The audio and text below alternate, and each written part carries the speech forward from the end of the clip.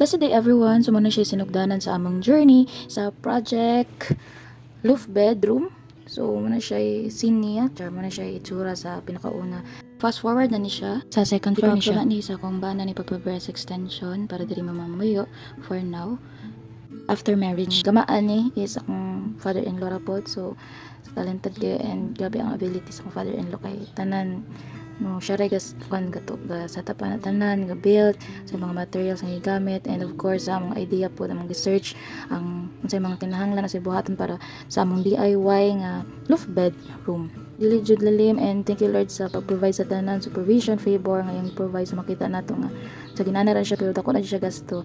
So di jud lang kinahanglan siyang mag-save jud ka para ani. So ana siyang itsura niya kung wala pa kasama. So temporary dira pud may nangatulog sa salog. So optik na siya is wala siya ibutang na siya og kisame. Sila ra pud ang gabuhat ana silang papa. And then pagkahuman, so it's our turn nga manglimpyo kay dira mo may matulog. So para matang mga abog-abog. Even though kapoy kay kauban si papaver sa pagamaog koan kanang pagsetup ana, pero tabang ra siya klimpyan nako.